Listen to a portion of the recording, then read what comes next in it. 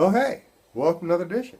Hand-laid tracks and 3D printed trains with Sukai Jigs. Today we're looking at a piece of track. 45-degree crossing track. Lots of wires dangling out of it. I want to make a dual main line with a curved crossing track. I don't know how to, so I thought I'd start simple. Made a 45-degree crossing track. Even got the little diamonds in the middle. That took a little extra effort. Works pretty well. At this point I'm running it unpowered because it's more work to have to power the frogs, and frankly I was looking at it, these frogs are really tiny in there, and I was a little bit worried about trying to attach a wire to it for no real reason. Can't go over it super slow, but it certainly works pretty well. Has a whole bunch of tools because I like tools to make a hard job easier. I made it once with all the parts were individual. And basically you have two angles on there, a 45 and a 135 I think, and in the end it was easier to bend the 135s because the tops are 135s and the frogs are 45s, but also on the little inner guardrails you've got even smaller ones to make. So what I ended up doing was bending the 135 angles and cutting the 45s, and that made a whole lot less joints to worry about and a whole lot fewer smaller tiny pieces. And in fact, I get rid of this little tiny piece right there, and that becomes a long piece of a curve from here to there. And that way, when you cut the isolation gaps, you at least still have not the teeny tiniest of rails, although they're pretty small in there. And adding the little tiny inner diamond, definitely a little extra work. So here's a video of me putting it together, sort of time-lapsed, and the ASMR version will be up there as well. This was a development one, so it was a little harder for me to do it. So this is the build out for the 45-degree turnout or cross. So basically there's a lot of little pieces of rail that you have to cut. So what I went ahead and did, and I made a whole bunch of different small cutting tools that allow you to get the proper length of the pieces. This makes the two lengths of the 45s because you have to cut. Like I say, basically there's no longer the 135. You have two cuts. It's a 45-degree angle and a 135-degree angle. And in this case, what I started doing was bending the 135-degree angle. So all the cuts are to make the 45s. Like the outside two are both 135s, and the inside frogs are 45s. So these are bent, and these are cut. And so basically you have to, first of all, bend the 135. There's a little bending tool in there.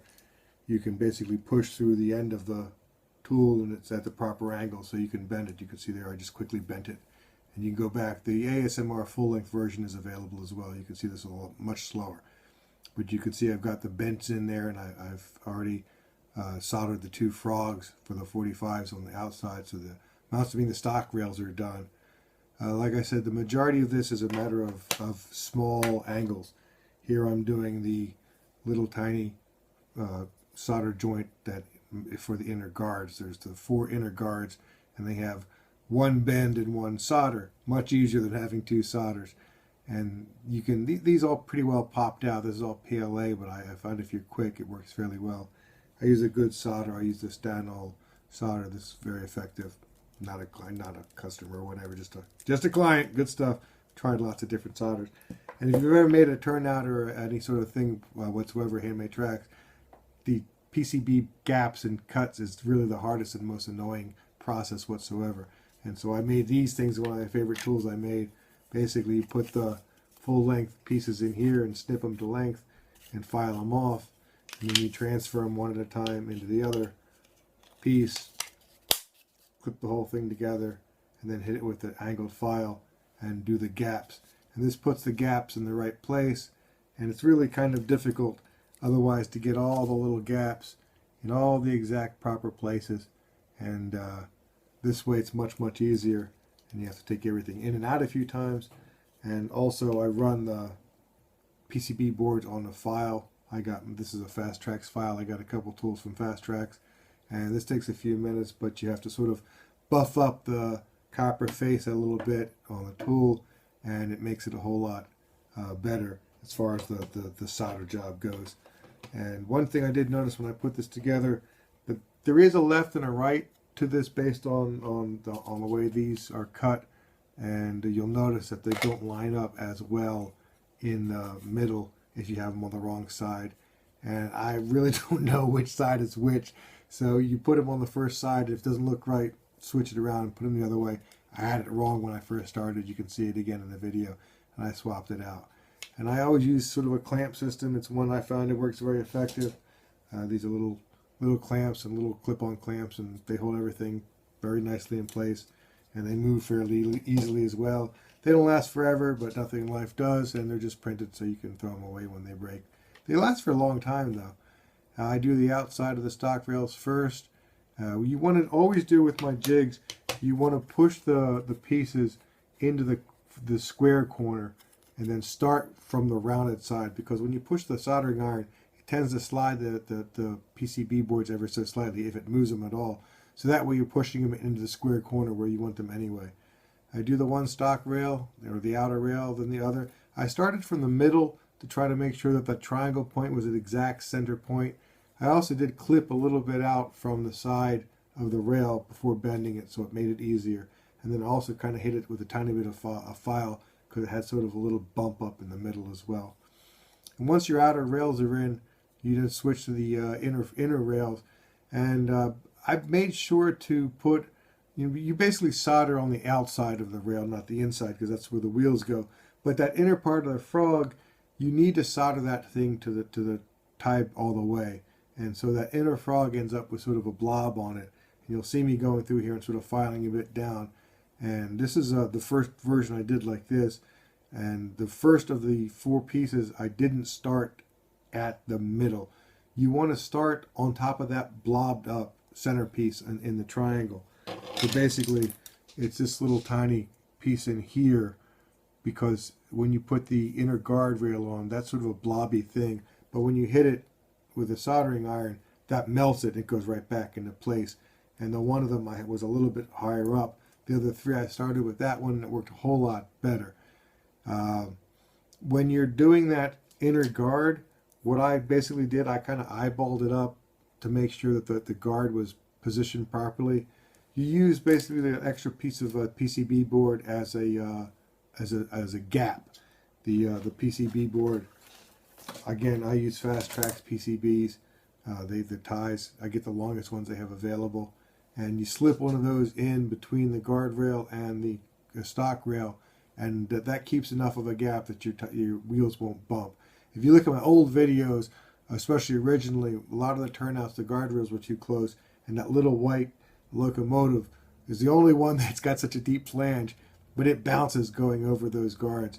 So I've gotten my guards, it's the beauty of making your own tracks. You can heat the guard up with a soldering iron and push it into proper place, and you can adjust things, as you make it. So here, one of the things with this I found, this is the second one I made.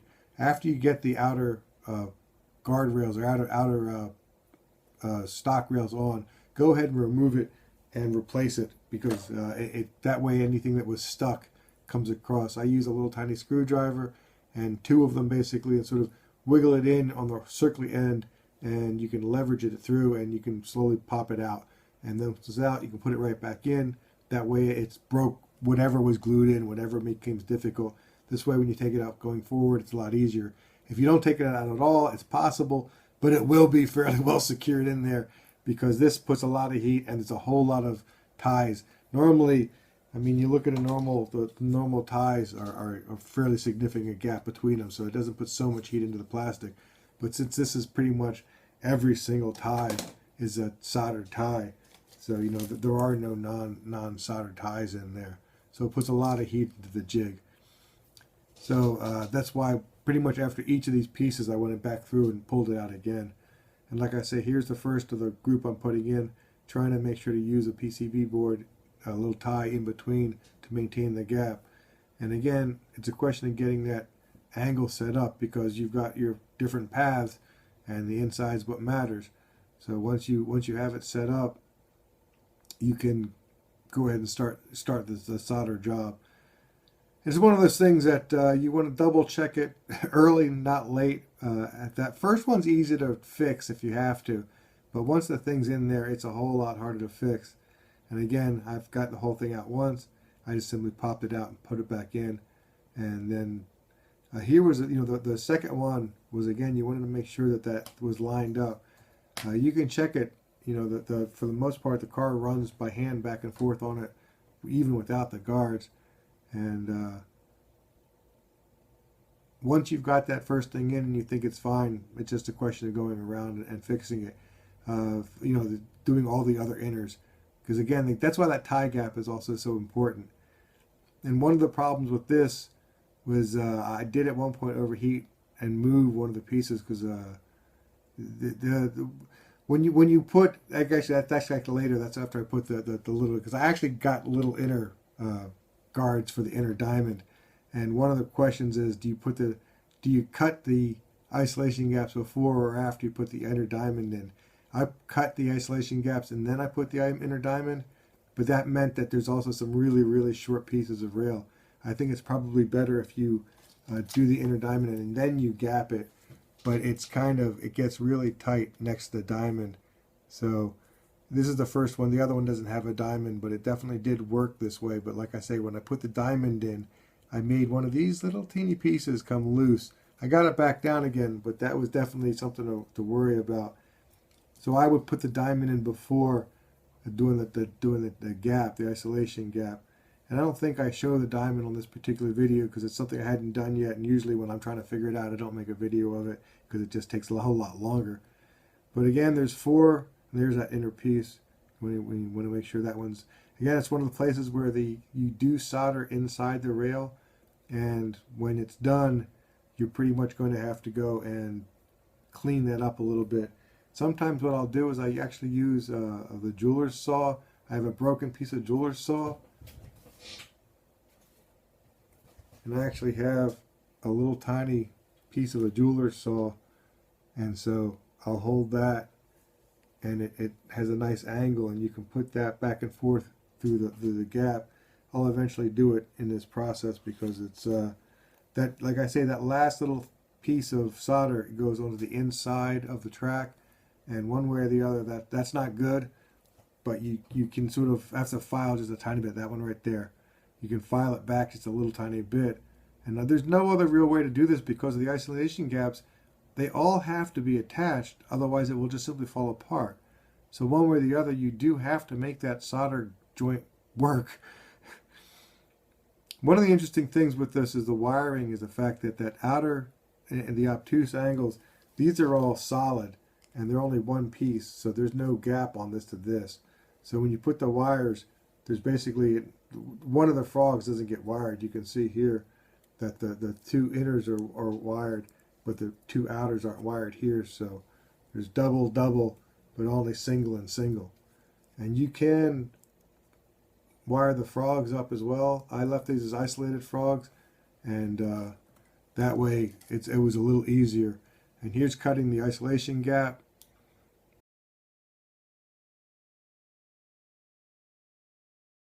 And a quick review of some of the tools. The first thing you do is you have to cut the 45-degree angle. You have to sand or file a 45-degree angle. So I have a block that you put the 2 pieces back to back. They fit inside here. And you make sure that they're right to the edge, the side that you file on the side that doesn't have the words. And you can push them and kind of clip it and push them so they're just sticking out. Hit it with a file. I go one way, I use about 10 times, and the other way 10 times, back and forth, less and less until they're flat. Pop them out. Usually there's like there might be a little edge in there. Don't mind that. There might be a little edge in there. You have to clean that edge out. Otherwise the tip can get a little messy. So you clean the tip up a bit. And then with, I think this tool, you can go ahead and cut them down to length and make them flat, depending on which one it is. I don't know, I only made these things once. This is the bending tool. I think this would, you put it through, because if you want to make the stock rails, you put the long piece through here longer than you need it, because you're going to have the ends cut off, and then tighten this down, and then you bend it.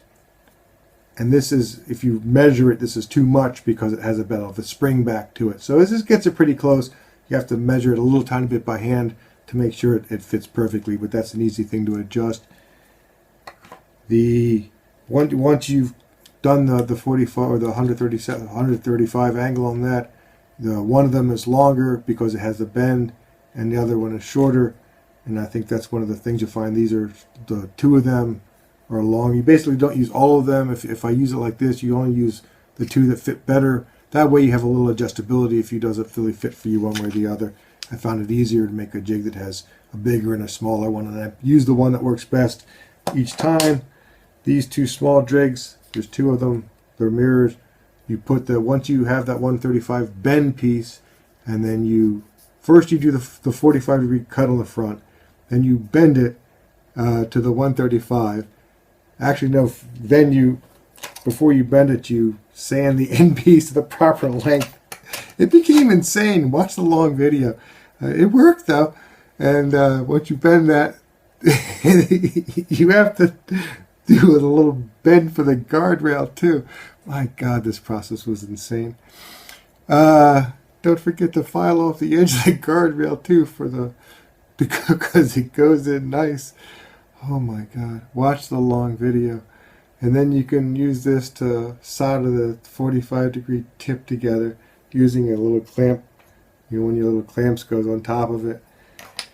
And that makes your first guardrails. You do that 4 times. You have 4 guardrails. They all go in at that point. It's simple. Once you've made the guardrail, it's not so bad. And then, of course, everybody complained about the diamond, which I was hoping not to make, but so many people complained. I was like, oh, fine. I'll try to figure out if I can make the diamond. It isn't too bad.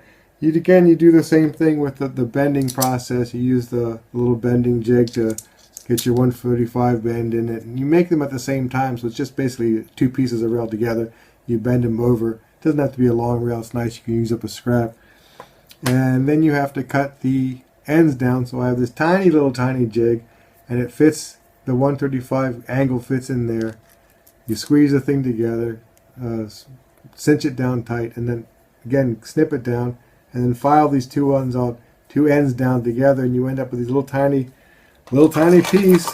If you need a little tiny piece, that's how you end up with a tiny piece. And so you end up with these little tiny ones. And then at that point, the way this works, I haven't refined any farther than this, is you go ahead and then file those edges back by hand. Pretty much hold the thing and take the big long file and file your edges back. And these files make a really fast work of it. So you just and it filed back farther enough that it's inside the isolation gaps, and I think that it's good.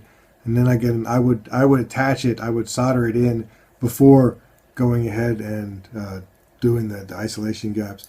And I think with this one, at one point I actually soldered over the PCB board gap, so I had to take a file and remove the isolation gap. Otherwise, you end up with a short. And basically, that's the long, fun-filled process of building this thing out. And I don't even want a 45-degree cross. I want a double track with a curved cross, and didn't know how to make it. So I figured I'd make a 45 because it was a bit easier. And it was easier, but it wasn't easy. So 45-degree crossing track. You can get it on Cults. Make it yourself. It's an adventure. Thanks for watching. I think there's more tools. I like making tools. It works fine, as you can see. It's a little bumpy, but I didn't necessarily clean this up as much as I could. I was just trying to at least make it work and make the whole jig, etc. successful.